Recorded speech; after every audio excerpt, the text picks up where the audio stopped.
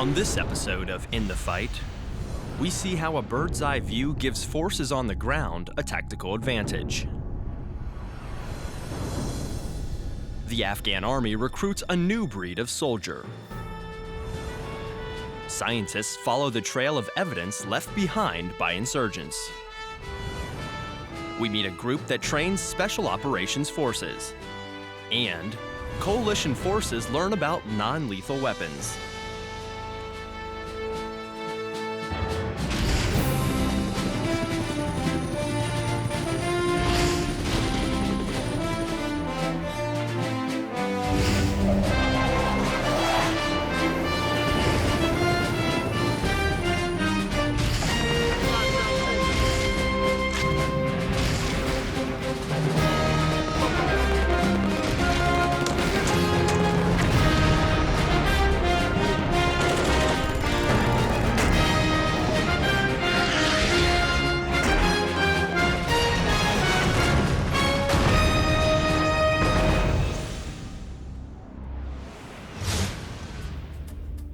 Having a bird's eye view of the battlefield gives the warfighter a tactical advantage over the enemy.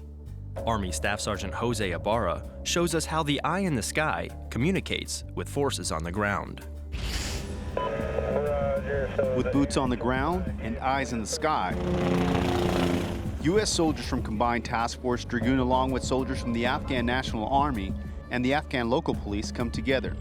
The mission is to inspect and clear an area in Kandahar province suspected of having possible IEDs and provides explosive devices. As the convoy moves to the objective, an air support team follows with a bird's eye view of the battlefield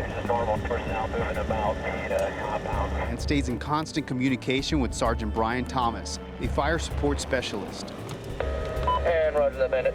During the mission, my job was to coordinate with the aircraft to pass information from myself to them and then back to me. Basically of what they could see on the ground ahead of my convoy, behind ridge lines, mountaintops, dead space. We can't see if we're in the low ground.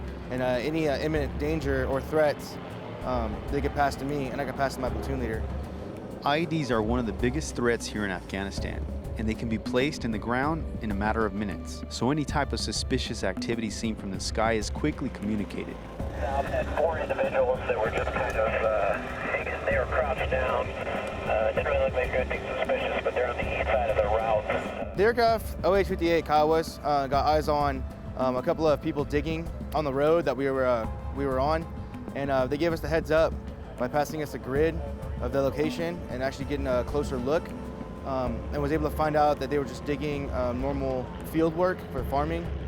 Overall, with the air support, it's a big advantage for us to have air superiority, which we know if any threat comes, we're able to either engage it or be able to visually see it with the aircraft from the sky. I'm Army Staff Sergeant Jose Ibarra, Kandahar Province, Afghanistan. When every aircraft reaches a certain number of flight hours, it requires an in-depth inspection, commonly called a phase inspection. Senior Airman Michael Mason met up with members of Missouri's Army National Guard while they completed one of these inspections on an Apache helicopter in Afghanistan, and files this report. Looking good, security load is done. Every 500 hours that a helicopter flies, it gets torn down so that every single bolt, nut, and wire undergoes a thorough inspection. The most difficult part about doing maintenance here is that the guys don't get to go home at the end of the day. They're here all the time, so they don't get that reset. Around the clock, mechanics work 12-hour shifts day and night to get the helicopters back up in the air. The sheer amount of time that you put into this, it's worth it whenever you see it all done and it runs up and flies off, and the pilots could give you the thumbs up telling you that it's all great and they could get back in the fight. At over 1,500 man-hours per inspection, the mechanics have been busy and will keep busy making sure helicopters are in the air supporting the troops on the ground. From Camp John Pratt, Afghanistan, I'm Senior Airman Michael Mason. After 3 decades of conflict, many young Afghans have only ever known war. NATO Channel correspondent Lalagi Snow introduces us to some Afghan soldiers and finds out what motivates them to fight for their country. For the first time since it began, the Afghan National Army has recruited a new breed of soldiers for a year of rigorous training at the new Afghan National Army Officer Academy, modelled on the British Royal Military Academy Sandhurst.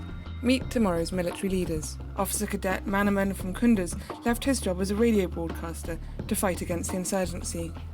دا خو همدې لپاره چې په لومړی کې زما خپله وظیفه اجرا کړې په اردو کې په سابق وخت کې او دا مې یوازینۍ هیله وه چې زه باید خپله ولاړ شم اردو ته او خپل د پلار ځای مقامات او وطن ته خدمت وکړم په مېړانه سره. But it was Officer Cadet Haji Mohammed's patriotism which propelled him forward. ما وغوښتل چې زه دوامداره خدمت وکړلی سم د افغانستان ملت ته د افغانستان خلکو ته او د افغانستان له جغرافیې نه زه دفاع وکولی سم. زه باید یو افسر اوسم څه وکولی سم چې یوه رهبري سالمه رهبري مخته یوسم. The new academy on the outskirts of Kabul opened its doors in October this year, attracting over 10,000 applicants. 920 were put through their paces through a series of mental and physical tests. Only 270 made it.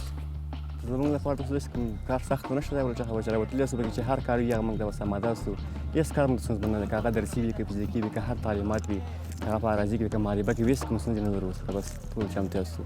And at 5 weeks into their training, this first exercise is a real test of their ability. We were extremely happy from day one. All their equipment was issued. They came out on quite early. They've worked extremely well and adapted to the environment quite well.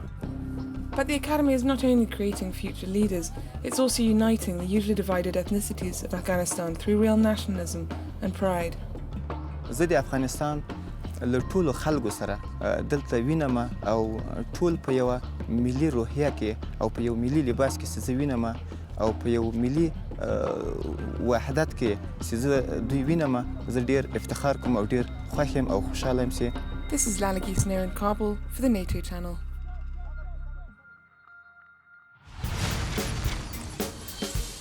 Staff Sergeant James Vetter, currently deployed to the Rock, originally from Aurora, Colorado. I'd like to say hi to all my family and friends back home. Special shout out to my mom. Love you, miss you, see you soon. My name is Sergeant Danny White, stationed here in Belgium, and I just wanted to say hello to my friends and family back home in Michigan. Hi, I'm A1C Dustin Doye, stationed here at Incirlik Air Base, Turkey, with the 39th Security Forces Squadron. I'd like to take this time to take a shout out to my dad, stepmom, sister, family and friends from back home in southeastern Washington. Hi, I'm Master Sergeant Tracy McDonald. I'm deployed with the 387th AES in Southwest Asia. I'd like to give a shout out to my family and friends in Lebanon, Pennsylvania. Hi, Mom and Dad.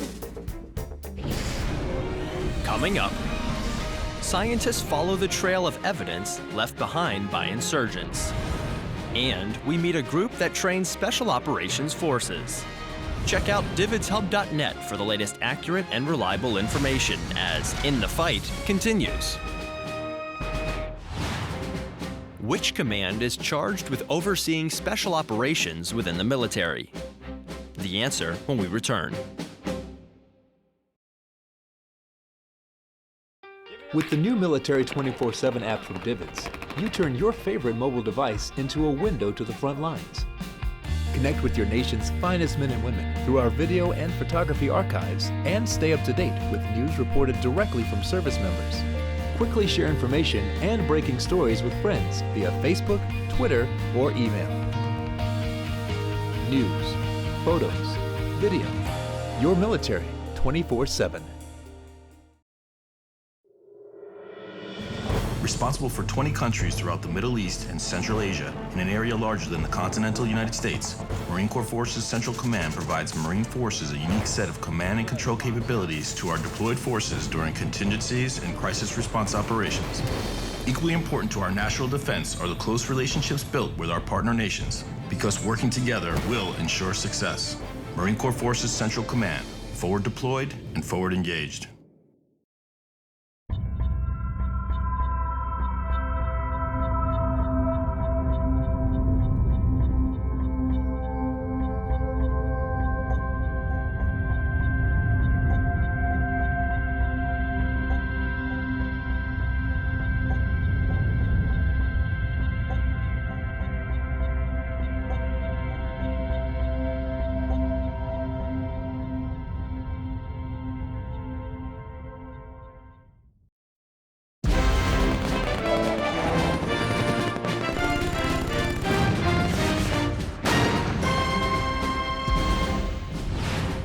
Which command is charged with overseeing special operations within the military? The answer is C, U.S. SOCOM. While coalition forces conduct operations on the front lines of Afghanistan, a group of scientists follow the trail of evidence that the insurgents have left behind. Marine Corporal Joshua DeFore went to the crime lab at Bagram Airfield to bring us this story. The Afghanistan Captured Material Exploitation Unit, or ACME, investigates evidence from the front lines using cutting-edge technology. Their techniques are similar to the scripted crime scene investigators found on television, except this science is real. As soon as the evidence arrives from the battlefield, it is inventoried and assigned to one of ACME's 3 labs: fingerprints, chemistry, or DNA forensics. This particular case involved plastic bags, some tape, and we're processing those accordingly.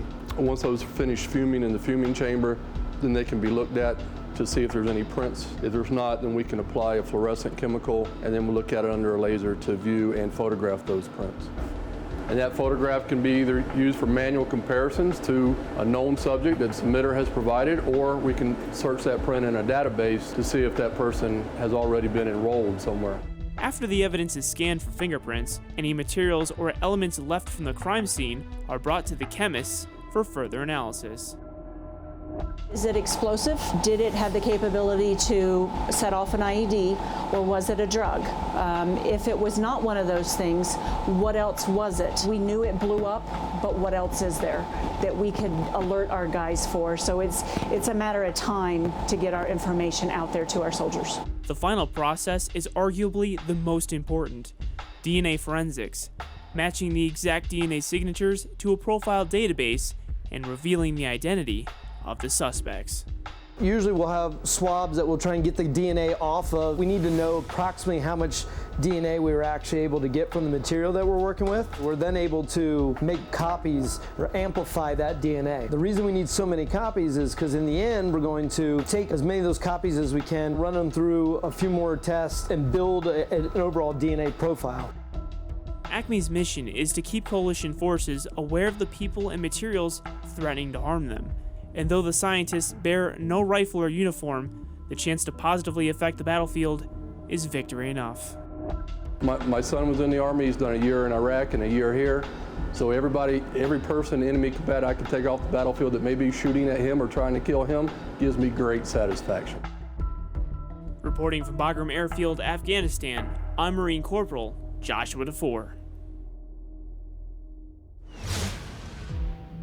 With the drawdown of U.S. forces throughout Afghanistan on the horizon, Afghan local leaders are pushing to ensure their military forces will be ready. Army Sergeant Carl Greenwell explains in this report. Every day, people from Zahari in southern Afghanistan travel to the local bazaar to shop, sell, and trade for local goods. One problem is the Zahari Bazaar is next to an Afghan National Forces compound, which could make it easy for an insurgent attack. The Afghan government has been working with U.S. troops from the 2nd Cavalry Regiment to come up with a plan to reduce the threat of an attack and at the same time provide security for the people. I think they recognized even before we brought it to them that there was a need for increased security there. They understand that the local populace comes to that bazaar on a regular basis and they need a place to securely shop and conduct their regular business every day. And how they decided to increase security was by adding guard huts and 19 10-foot tall steel reinforced concrete walls, also known as T-walls. I think this is important. Before the compound walls near the bazaar were very low, the enemy could jump over them and damage the compound or kill our soldiers. Now that we're putting up the T-walls, the soldiers are feeling much safer. But in order for the work to get done, the workers need to be able to do their job without fear of insurgent attacks. Yeah, hop out and see if it lifts. As myself and the guys on the ground were focusing on getting everything in place, working with the crane operator, talking to the NDS. Not only did we have roving vehicle security with our trucks moving back and forth to the bazaar, we also had dismount security on the ground that was constantly watching our back and keeping an eye out for anything suspicious coming up through the mouth of that bazaar. With the security in place, the trucks were able to drop off their loads, and the crane operators were able to move and set the T-walls that will help shield them from future attacks. Reporting from Kandahar Province, Afghanistan, I'm Army Sergeant Carl Greenwell. Sometimes a simple shooting range just isn't enough for training military units. Airman First Class Stephen Ellis introduces us to the people who provide a more interesting option. Drive out to the heart of the Eglin Range on any given day, and you'll find the guys from HAB-ACE. HAB-ACE doesn't stand for anything, but is a code name for a unit that brings together operators of every branch. We train everyone within the Army, Navy, and Marine Special Operations Command, specifically Green Berets, Navy SEAL, and MARSOC operators. Units come from all over the globe to train with HAB-ACE, who provide an Air Force link as well as organization of each team's training needs. The biggest advantage here on Eglin and Hurlburt is the fact we have all of the special operations platforms here at one location, so the team can come and put together full mission profiles utilizing multiple assets at one time. And also the range complex allows teams to do live fire training with every weapon system that a special operations team would have their hands on, all at the same time. On top of the machine guns, grenade launchers, and anti-tank rockets, Hurlburt's gunships are overhead, providing air-to-ground support. 135-900. The big thing is we just give these guys experience and exposure to all the different special operations aircraft that the Air Force has to offer. Each team's training lasts 2 weeks.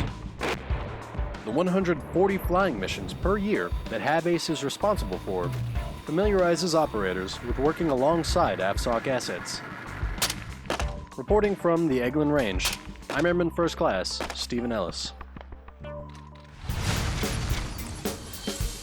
I'm Airman First Class Stephen Mize.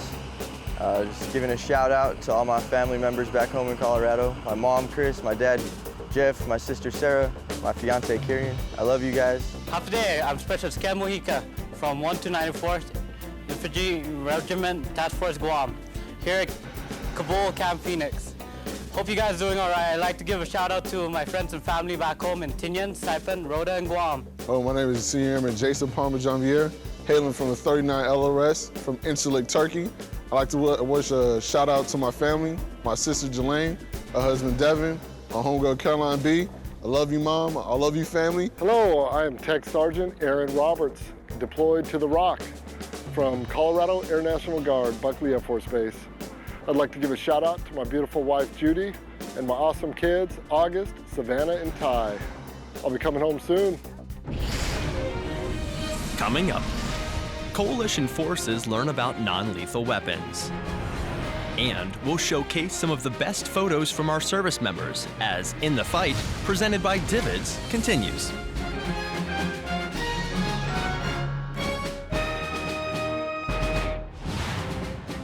Who invented the taser? The answer when we return.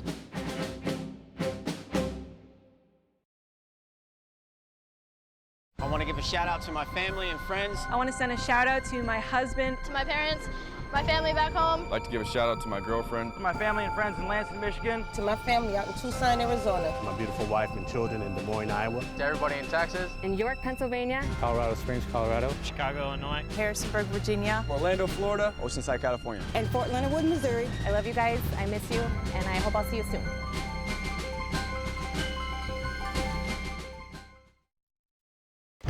The environment is my passion. Every day, I live for the outdoors and all of its challenges. That's why I enlisted in the Coast Guard. Now, I serve to protect the environment and defend my country.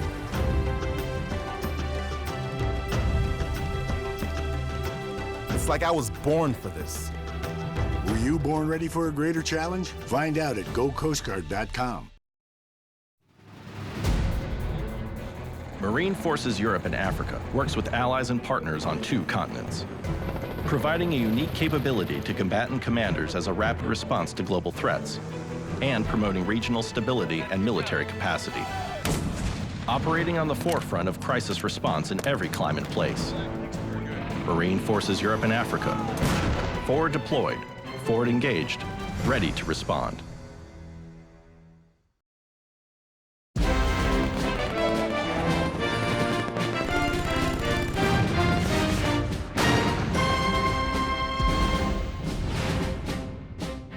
who invented the taser?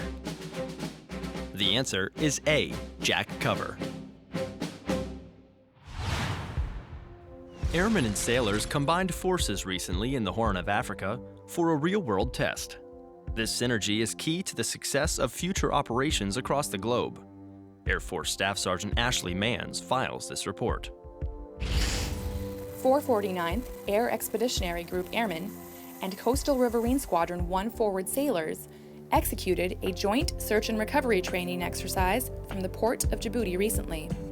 The exercise, called Neptune's Falcon, provided a real-world test of Combined Joint Task Force Horn of Africa's personnel recovery mission.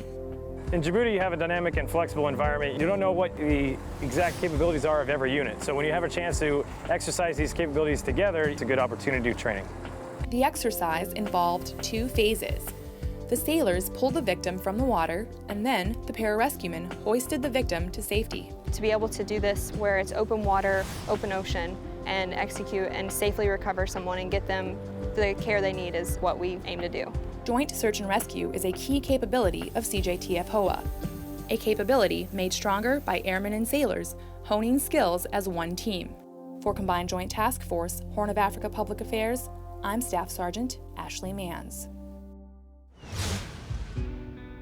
Equipping soldiers with the right tools for the job is a high priority for the U.S. military. Recently, the Army is re-emphasizing the use of non-lethal weapons, and now several other countries are taking notice. Army Sergeant Elliot Valdez explains in this report. All right, first 2 fires. With every shot, soldiers from the Czech Republic Army are getting better at saving lives. They're shooting the FN-303 compressed air launcher, which shoots rubber pellets to stop threats, a non-lethal approach to security. This is their first time using this weapon system, and what I was able to glean, that I believe these soldiers were very positive and were very professional with the weapon, and they believe in the weapon. Miles Sun is a law enforcement professional attached to the 2nd Brigade Combat Team, 1st Cavalry Division. They feel that this is a benefit to them in that they can use they have another option besides just using lethal, and if for crowd control, it's a tremendous option to have.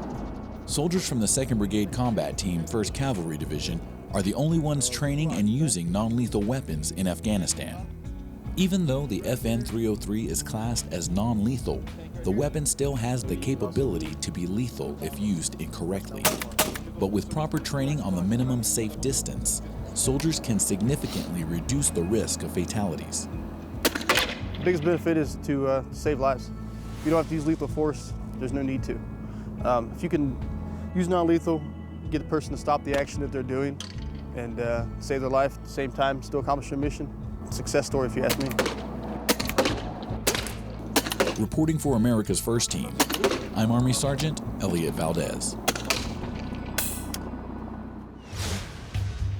Every service member that heads out to the front lines relies on the men and women that stay behind the wire.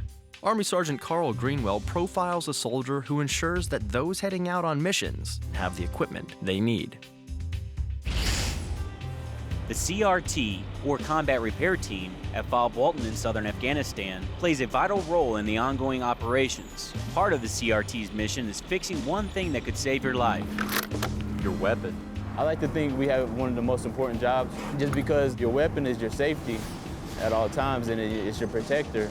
So, you know, if your weapon goes down and you're not able to fix it, or it's not able to function, that's bad news. But the good news is, Specialist Landrum is an ace when it comes to fixing weapons. But he doesn't just stop there. When he's not maintaining weapons, he lends a helping hand in other areas of the CRT's mission. If possible, and I had time to work on the vehicles, I will always try to learn new things. I started off small at first, helping operators out. Now I do fire suppressions. I help them drop the belly plate, which is, it's a lot of work, but you know, it gotta get done somehow.